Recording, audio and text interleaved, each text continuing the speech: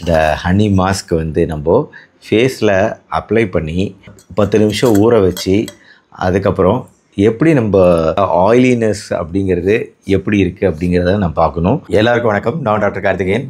நம்ம முகத்தில் வரக்கூடிய இந்த எண்ணெய் பசை இதுக்கு நம்ம என்ன செய்யலாங்க? சில பேருக்கு அந்த முகத்தில் எண்ணெய் வடிதல் அப்படிங்கிறது மரபணு காரணமாக மரபு ரீதியாக தீர்மானிக்கப்பட்டிருக்கும். என்னதான் நம்ம முயற்சி செஞ்சாலும் எண்ணெய் வழிவது அப்படிங்கிறத தவிர்க்கவே முடியாத ஒரு விஷயமா இருக்கும். சில பேர் அவங்களோட உணவு பழக்க வழக்கம், நிறைய ஆயிலி ஃபுட்டு சாப்பிட்றது, வெயிலில் அலையிறது போன்ற விஷயங்களால் முகத்தில் அதிகமான எண்ணெய் பசை, எண்ணெய் வடிதல் இருக்கிற மாதிரி தெரிவாங்க. பட் இவங்களால கண்ட்ரோல் பண்ணிட முடியும். காரணம் என்னவாக இருந்தாலும் முகத்தில் வழியக்கூடிய இந்த எண்ணெய் பசை அப்படிங்கிறது இதை நீக்குவது, இதை பராமரித்தல் அப்படிங்கிறது ரொம்ப முக்கியம். ஏன்னா தொடர்ந்து எண்ணெய் வழிதல் பிரச்சனை இருக்குது அப்படின்னா இது நம்ம தோலில் இருக்கக்கூடிய செபேஷியஸ் கிளாண்டுன்னு இயற்கையாகவே ஒரு சுரப்பி இருக்குங்க. இந்த சுரப்பி சீபம் அப்படின்னு சொல்லிட்டு ஒரு இயற்கையான எண்ணெய் திரவத்தை சுரந்துக்கிட்டு தான் இருக்கும். எல்லாருக்குமே இது இருக்கும். அந்த இயற்கையான எண்ணெய் இல்லை அப்படின்னா நம்ம முகம், தோள்கள் சூரிய வெப்பத்தையே தாங்க முடியாது. அதுவும் நம்ம வாழக்கூடிய இந்த வெப்பமான பகுதிகளெல்லாம் நம்ம தோல் தாங்கவே தாங்காது. அதனால் இயற்கையாகவே எண்ணெய் பசைங்கிறது தேவைதான். ஆனால் அது அளவுக்கு மிஞ்சி போகும்போது அந்த எண்ணெய் அப்படிங்கிறது அழுக்குகளோடு சேர்ந்து முகத்தில் பரு வர்றது, பிம்பிள்ஸு, அக்னி எல்லாம் ஒன்று தான்.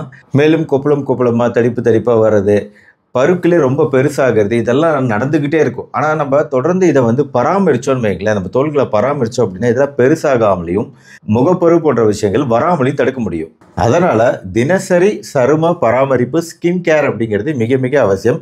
இன்றைக்கி நான் சில டிப்ஸு சொல்ல போகிறேங்க. ஃபர்ஸ்ட் அண்ட் ஃபார்மோஸ்ட் நம்ம தோள்களுக்கு கொடுக்க வேண்டிய சாதாரண ஸ்கின் கேர் ஃப்ரிட்ஜில் இருந்து எடுத்து நம்ம பயன்படுத்தக்கூடிய ஐஸ் கட்டிகள், சுத்தமான ஐஸ் கட்டிகளாக இருக்கிற மாதிரி பார்த்துக்கங்க. இந்த ஐஸ் கட்டிகளை நம்ம முகத்தோட எல்லா பகுதிகள்லையும் ஒத்தி எடுங்கங்க.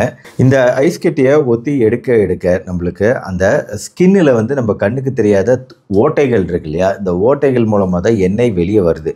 இதை நம்ம ஐஸ் கட்டிகள் வச்சு மசாஜிங் மாதிரி அங்கங்கே செய்யும்போது உங்களுக்கு அந்த ஓட்டைகள் அடைபட்டு இதனால் எண்ணெய் வழிவது தடுக்கப்படும்.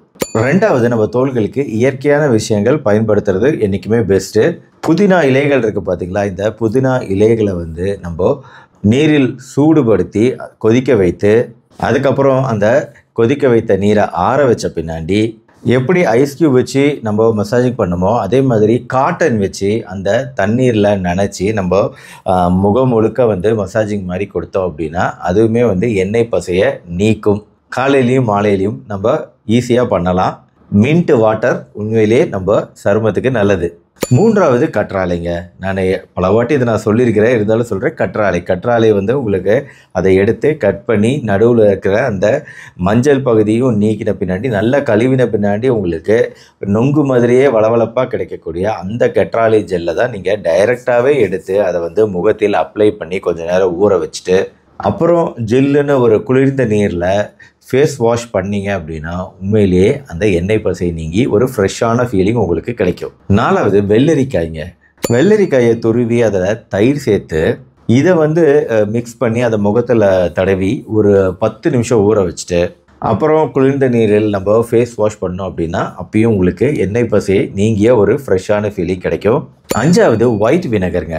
ஒயிட் வினகரில் சரிசமமாக தண்ணீரில் மிக்ஸ் பண்ணி அதில் காட்டனை நனைச்சி, அந்த காட்டன் துணியை நனைச்சி உங்கள் முகத்தில் ஒத்தி எடுக்கிறது அப்படிங்கிறது, சுத்தமான துணியாக இருக்கணும், காட்டன் இல்லைனா சுத்தமான பஞ்சாக இருக்கணும், அதை வச்சு ஒத்தி எடுக்கிறது அப்படிங்கிறதும் உங்கள் சருமத்தோட ஆரோக்கியத்துக்கு நல்லது, எண்ணெய் பசை நீங்கும்.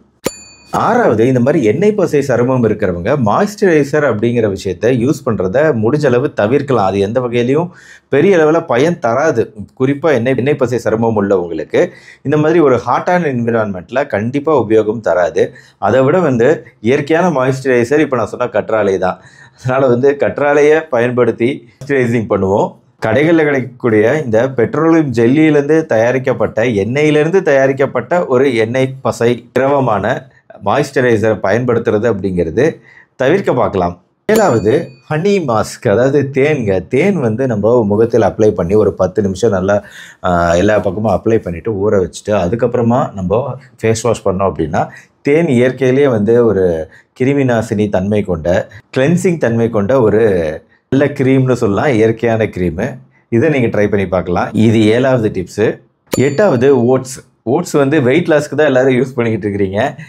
வெயிட் லாஸ் போலவே இன்னொரு விஷயத்துக்கு ரொம்ப நன்மை தரும் அப்படின்னா அது வந்து நம்ம தோள்களுக்கு தான். ஓட்ஸ் மீல் அப்படின்னு சொல்லிட்டு இந்த ஓட்ஸை வச்சு கூட ஒரு ஓட்ஸ் மீல் தயாரித்து அந்த மாஸ்காக பயன்படுத்தி நம்ம முகத்தில் அப்ளை பண்ணி அதை வச்சு மூஞ்சி கழுவுறது அப்படிங்கிறதும் நம்மளுக்கு நன்மை தரும். இது ஒரு 10 மினிட்ஸ் தான் 8வது டிப்ஸு.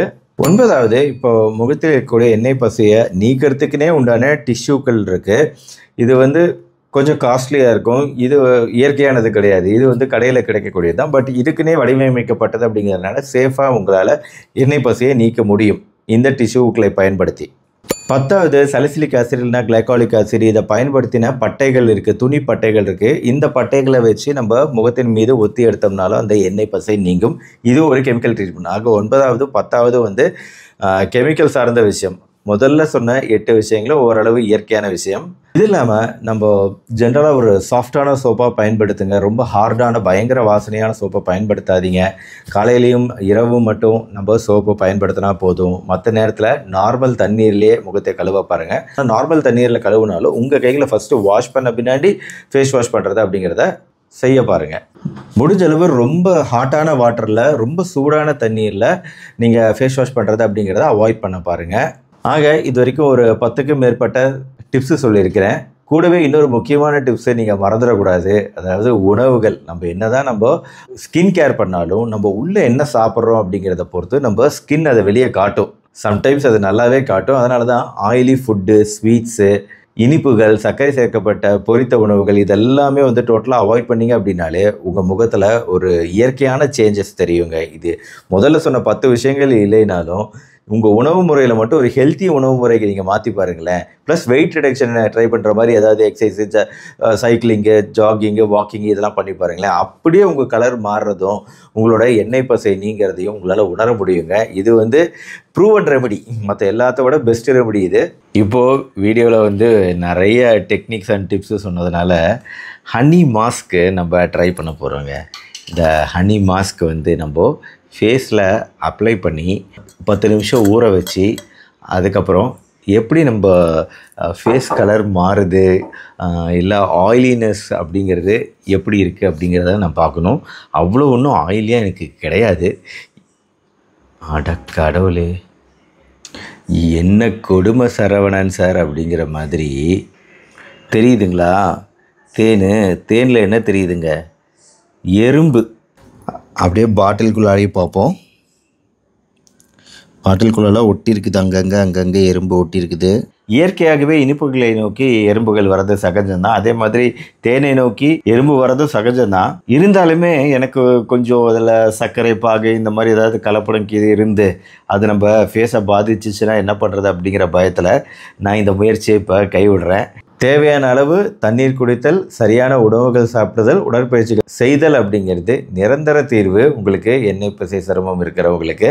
ஆக மொத்தம் முகத்தில் உள்ள எண்ணெய் பசை நீங்குவதற்கான இந்த டிப்ஸ் உங்களுக்கு உதவியாக இருக்கும்னு நினைக்கிறேன். ட்ரை பண்ணி பாருங்கள். இந்த வீடியோ பிடிச்சிருந்துச்சுன்னா லைக் பண்ணுங்கள், உங்கள் ஃப்ரெண்ட்ஸ் ரிலேட்டிவ்ஸ்க்கு ஷேர் பண்ணுங்கள். நம்ம சேனல் டாக்டர் கார்த்திகேயன் தொடர்ந்து சப்ஸ்கிரைப் பண்ணி ஃபாலோ பண்ணுங்கள். இந்த மாதிரி உபயோகமான டிப்ஸை தெரிஞ்சுக்க மறுபடியும் நாளைக்கு பார்ப்போம். நன்றி, வணக்கம்.